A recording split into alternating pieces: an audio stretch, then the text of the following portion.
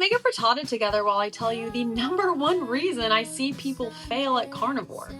First, go ahead and heat your meat, sausage meat. This is 2 pounds. You don't have to do 2 pounds. In your cast iron pan, get it nice and brown. The reason people seem to fail carnivore in my experience is, well, kind of two things. One, they're underprepared, and two, they're a little bit undercommitted. And that can sound harsh, but hear me out. Once your meat is browned, go ahead and add some cream cheese. In this batch, I added 1 little block of cream cheese. Could have added more, could have added less. It's a preference. The underpreparedness that I see over and over again is people not having a plan for when they're out of the house.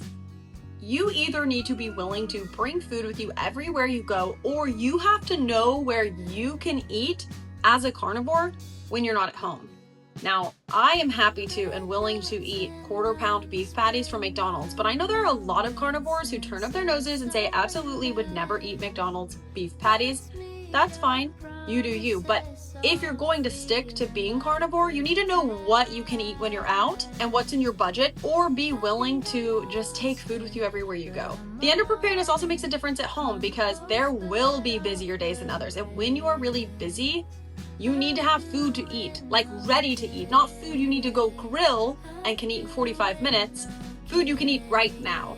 I see this especially with mothers, and I'm guilty of this. If you don't have snacks on hand, then it can be really easy to get that little bit of a, well, I know I need to eat, so I guess I'll just pull out that bag and eat that little snack while I wait, and just one bite won't throw me off. And that just little compromise, that's just a little bit of under commitment to actually sticking with your goal, makes people feel already like failures, and so it's easier to give up. I'm adding in 24 eggs here. You can add in as many or as little eggs as you want to your frittata, and then I do a little of heavy whipping cream, not always, and then a little of cheese, and I'm putting it in the oven at 400 degrees.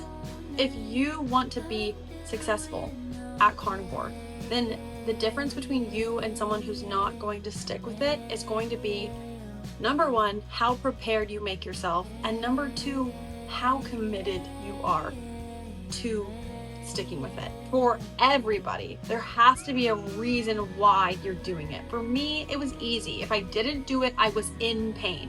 And if I did do it, I felt better. Your reason might be weight loss. Your reason might be your skin health. Your reason might be hair. Your reason might be hormones. I don't know.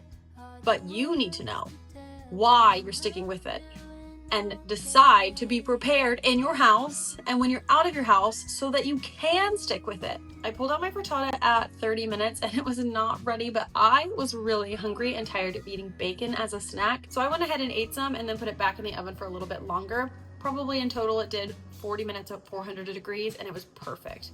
If you've seen me cook this frittata before, you might have seen that I used to always do it in my cast iron, and I still enjoy baking the frittatas in my cast iron, but I don't like my cast iron being tied up with frittata in it. And I kept it kept getting put in the fridge. I would put it in the fridge, or my husband would. I don't know, I just didn't like not having access to my cast iron since I use it 99% of the time. And so that's why I switched to a baking dish, and it works really well, especially with the parchment in it, so that I don't have to scrub it at all. And that was one of the things some friends had told me, is like, I don't like having to scrub eggs out of my cast iron, and it can be difficult for some people to get their cast iron seasoned enough so that it doesn't need a scrubbing after baking eggs in it, because eggs are really sticky.